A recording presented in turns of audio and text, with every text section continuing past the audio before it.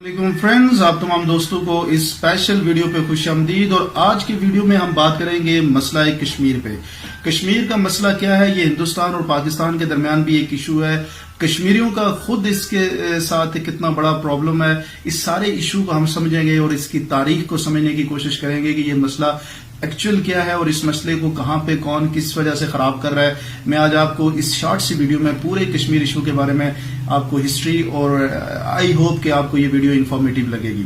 सबसे पहले अगर हम कश्मीर की तरफ जाएं तो आपको इसकी हिस्ट्री को देखना पड़ेगा और हिस्ट्री में आपको इसमें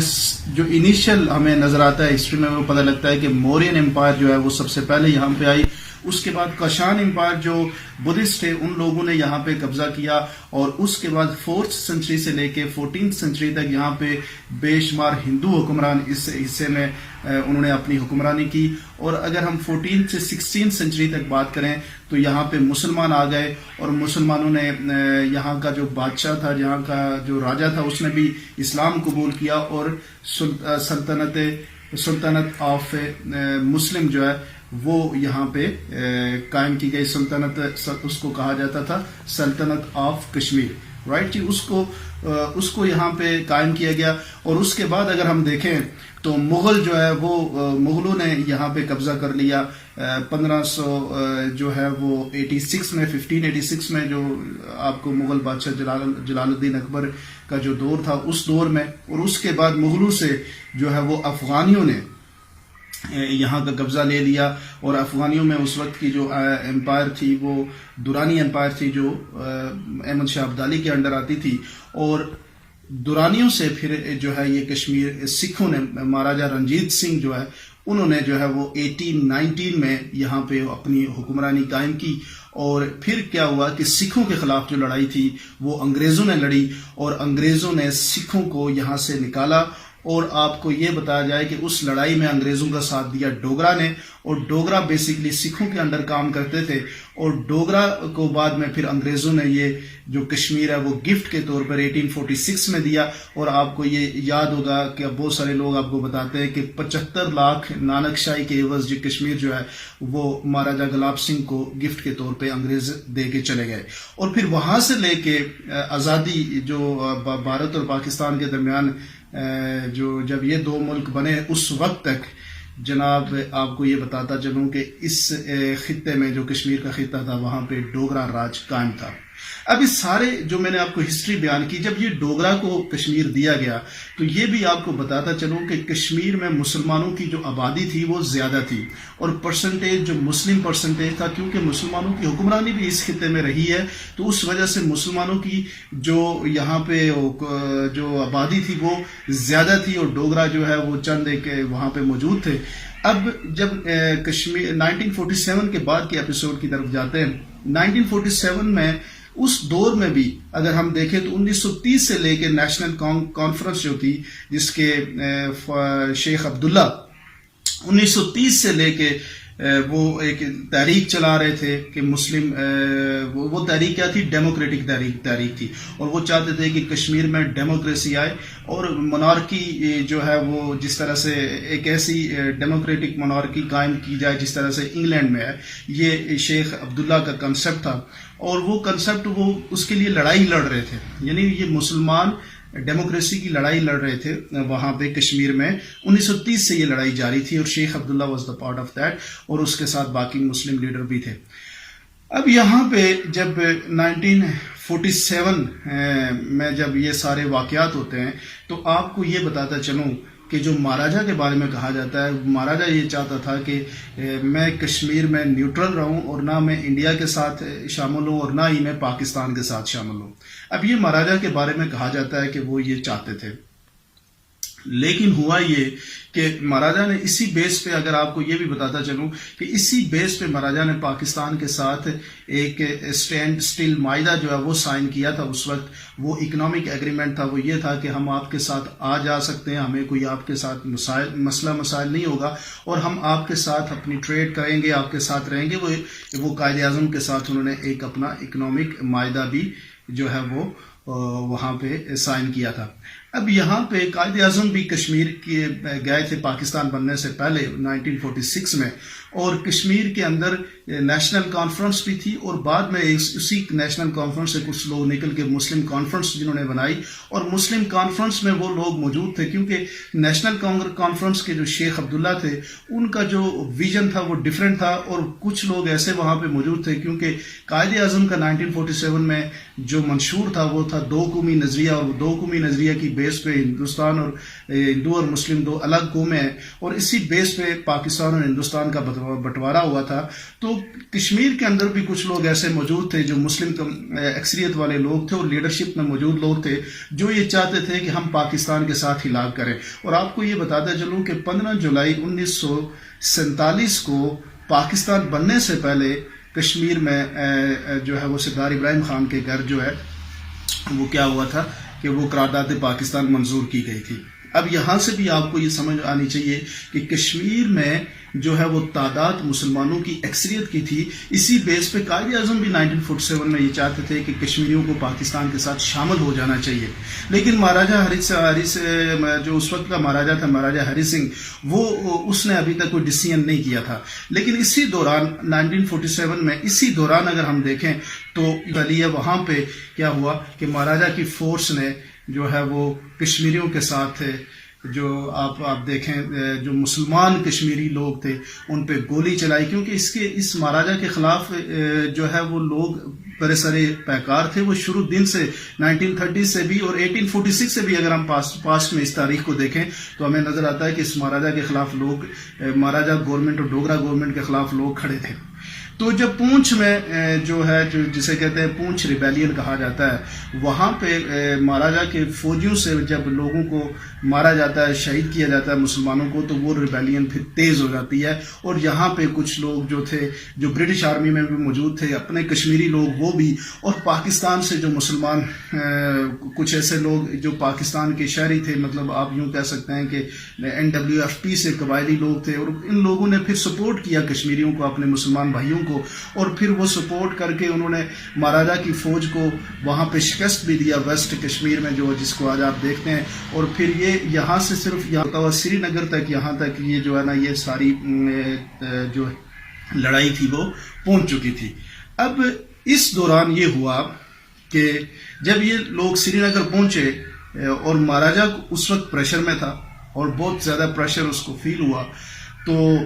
شیخ عبداللہ جو تھے وہ صرف مہاراجا کے ساتھ ہو لیے، اور انہوں نے مہاراجا کے ساتھ مل کے جو ہے وہ جا کے نہرو کے ساتھ انسٹرومنٹ آف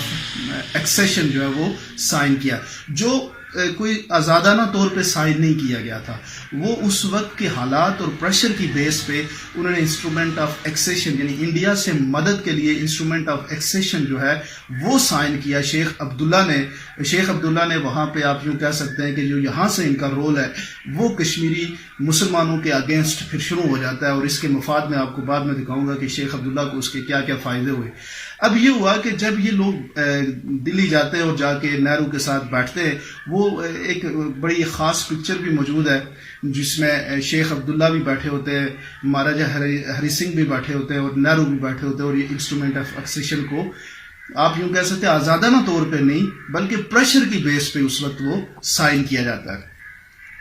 جناب یہ جب انسٹرومنٹ آف ایکسیشن سائن کیا جاتا ہے تو اس کے بعد ہندوستان کی فورس جو ہے وہ کشمیر میں ایروپلین کے تھرو جو ہے وہ ہیلی کاپٹروں کے تھرو کشمیر میں اتاری جاتی ہے، اور مجاہدین کے ساتھ خاص مجاہدین کے ساتھ وہ لڑائی لڑتے ہیں، اور پھر کچھ مجاہدین کو سری نگر سے واپس دھکیل دیا جاتا ہے۔ لیکن اگر ہم آپ کو یہ بتائیں کہ اسی لڑائی کے دوران اسی مہاراجا فورسز کے اگینسٹ لڑائی کی وجہ سے ہی آج آپ دیکھ سکتے ہیں کہ گلگت بلتستان اور کشمیر جو ہے جو آپ کا آزاد کشمیر ہے یہ آزاد کرایا جاتا ہے۔ اگر اس وقت شیخ عبداللہ وہ اگر اپنا رول ٹھیک کر لیتے تو یہ سری نگر تک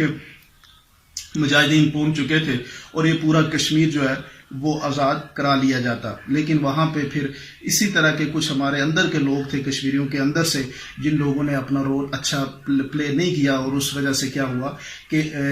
جو انڈیا کی فورسز ہیں وہ کشمیر میں آ گئی۔ اب آگے چلتے ہیں، یہاں پہ 1948 میں اب انڈیا کو تو کشمیری مانتے نہیں تھے، 1948 میں پھر نہرو جو ہے اس سارے کیس کو لے کے یونائٹڈ نیشن میں جاتے ہیں، اور یونائٹڈ نیشن میں ایک چارٹر بنتا ہے، United nation chartered of India and Pakistan, وہ بڑا اسپیشل چارٹر پڑتا ہے اور اس میں کچھ 5 ممبران اس کے بنتے ہیں، اور ان لوگوں نے 5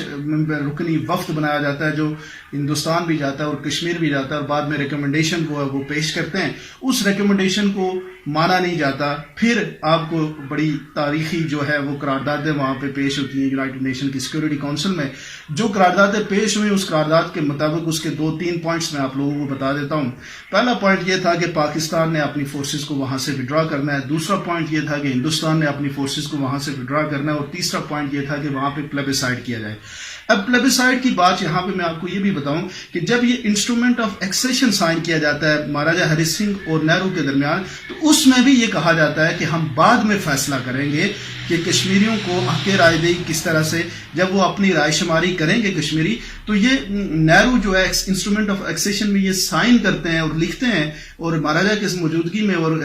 شیخ عبداللہ کی موجودگی میں، کیونکہ شیخ عبداللہ بھی اس وقت تک آپ یوں کہہ سکتے ہیں کہ ان کی جو لڑائی تھی وہ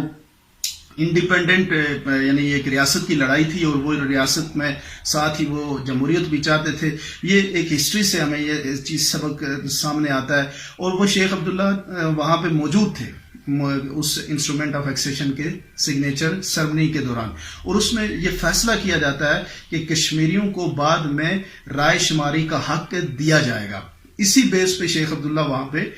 سائننگ بنتے ہیں. اور پھر جب یہ سائن ہو جاتا ہے ایکسیشن انسٹرومنٹ آف ایکسیشن، شیخ صاحب کو پھر مفاد آپ کو بتاؤں کہ جب ایمرجنسی گورنمنٹ کشمیر میں بنائی جاتی ہے تو اس کا جو انچارج ہے وہ شیخ عبداللہ کو بنایا جاتا ہے، اور شیخ صاحب جو ہے وہ پھر کشمیر کے اندر اس طرح سے ان کو نوازنا شروع کر دیا جاتا ہے. ایک نوازش کا سلسلہ ان کا شروع ہوتا ہے. پہلی نوازش تو یہ تھی کیونکہ اس انسٹرومنٹ آف ایکسیشن کے سائن ہونے کے بعد، انڈیا کے کشمیر میں آنے کے بعد، جو مہاراجہ صاحب تھے وہ کشمیر سے چلے جاتے ہیں. میں جو ہے یہ لڑائی پھر اسی طرح سے چلتی دونوں سائڈوں سے. جب انڈیا اور پاکستان کے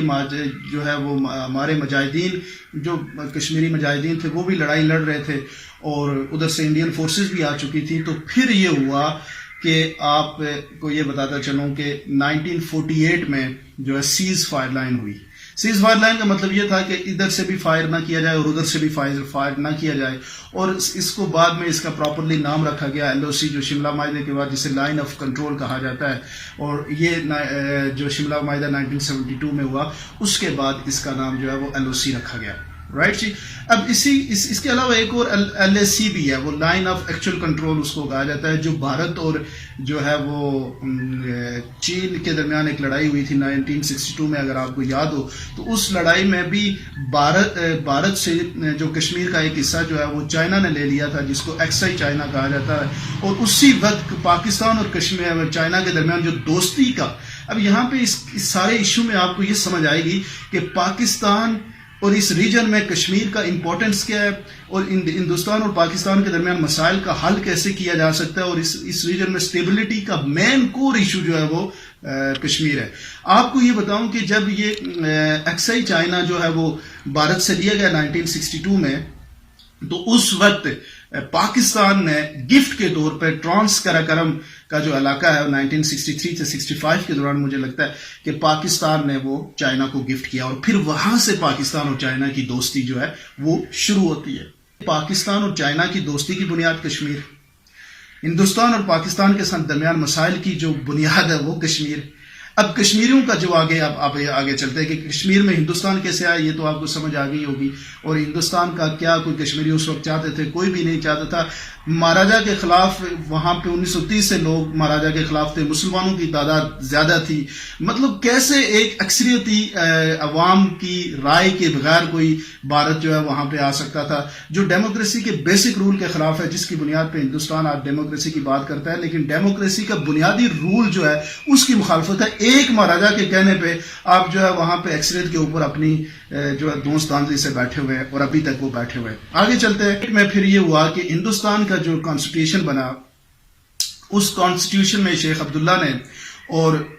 گوپال سوامی ایئر اور شیخ عبداللہ نے مل کے ہندوستان کے کانسٹیٹیوشن میں ایک آرٹیکل بنایا جو آرٹیکل 370 کہا جاتا ہے. اور وہ آرٹیکل جب ڈرافٹ کیا گیا تو اس آرٹیکل کو اگر آپ پڑھیں تو اس میں بھی کشمیر کی اسپیشل سٹیٹس کی بات کی گئی ہے.